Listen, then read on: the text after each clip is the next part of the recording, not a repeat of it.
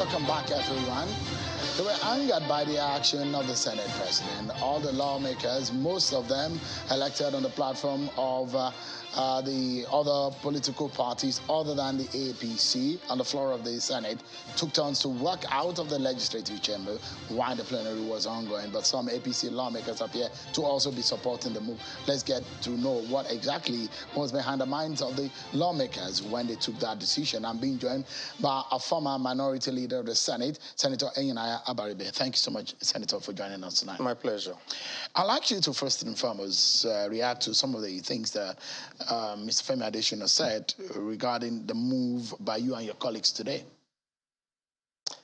There are so many things he said. I don't know which one. He says braggadose. If you are taking the move, is it because it is now close to home that you are now decided to make that decision? I mean, all these are happening now because some of these security threats are nearing Abuja, where you live, and that's why you're making that decision. Sean, I think that sometimes I go by what the former governor of Lagos State, Babatunde Fashola, used to say.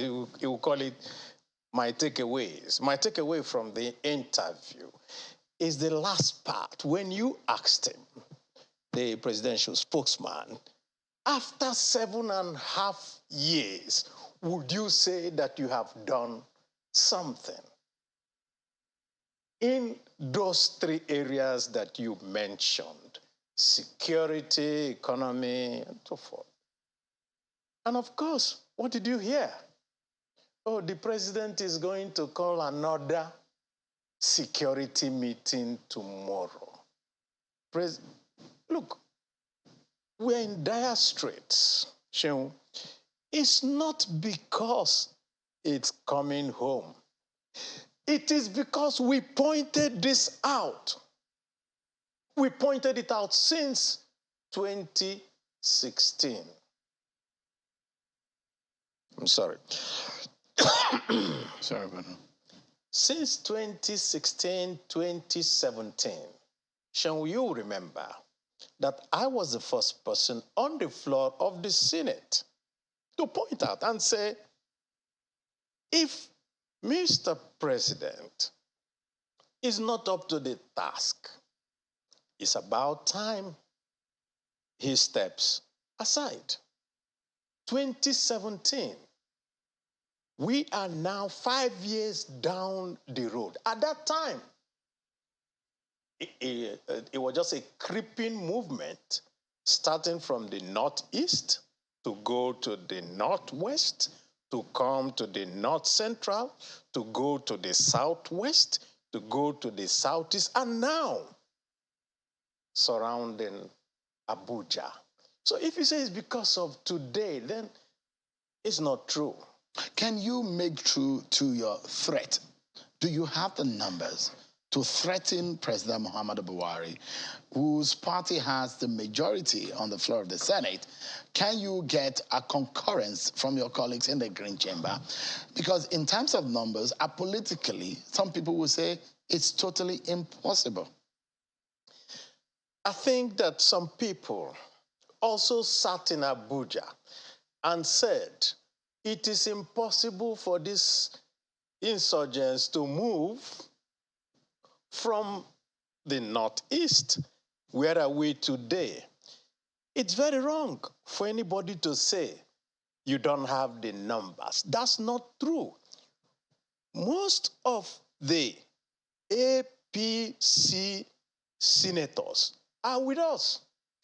And at the point at which this starts, that is when Nigerians will know that almost every senator is fed up and can no longer continue to see a situation that looks like what happened in the time of Rome.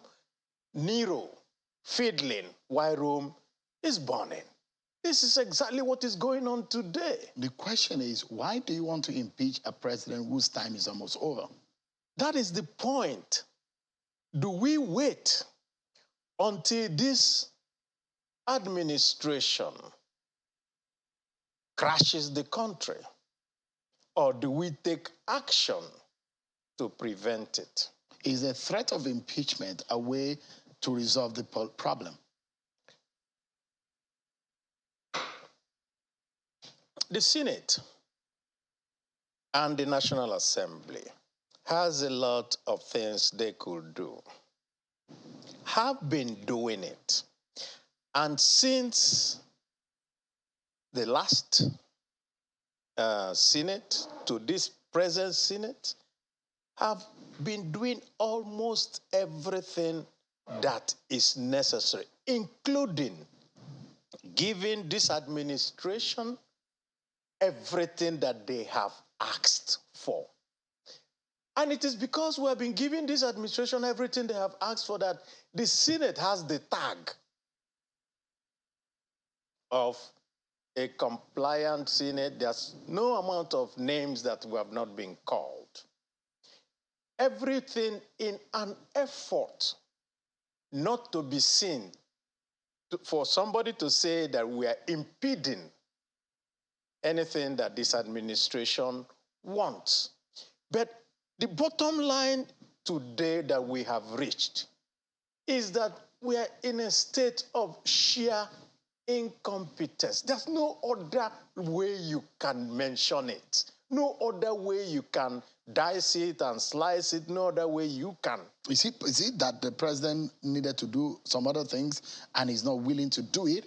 I mean, when you say incompetence, is that a fair statement to judge the president who has said that he's doing his best to resolve in fact, he's going to have another security meeting tomorrow. That is what we're saying. How many security meetings have we had? Every time something happens, you gather all of them and say you're going to have another security meeting. Nothing comes out of it. It gets worse. So the point now is asking the rest of us to just fold our hands in order for this administration to derail this country. I don't think it's in anybody's interest.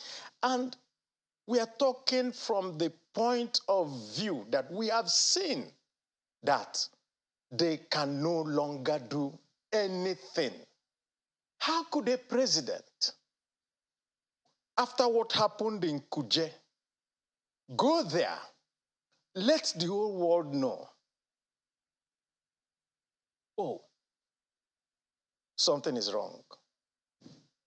What has happened? What has happened since then? What do you suppose that the president should have done? I mean, if you say that things are deteriorating, things are getting bad security-wise, is there one thing that you have in mind? Because if you impeach the president, if you have the powers to do that, then someone gets into office. Someone from the APC, possibly, I mean, most definitely.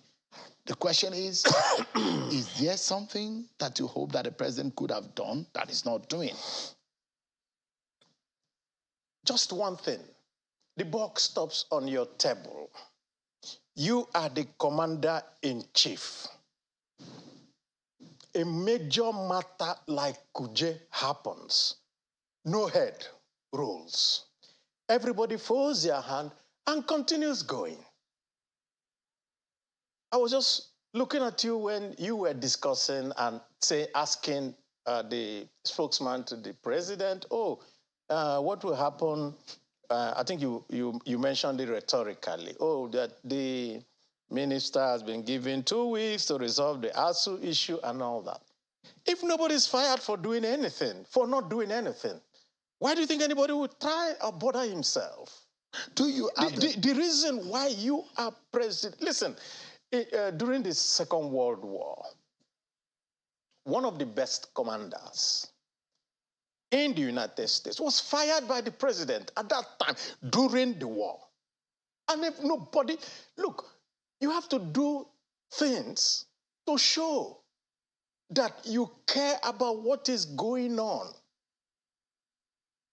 The impression is being created very, very ominously that there is some method to this madness, that there is some collusion going on, that people are being left to just do what they want in Nigeria. And if you go on the street of Nigeria, you will get that impression. And if you're in charge, you need to do something to disabuse our minds. But nothing is being done, giving rise to everybody speculating. Who knows what is going on? Who knows whether these people just want to come, take over the country?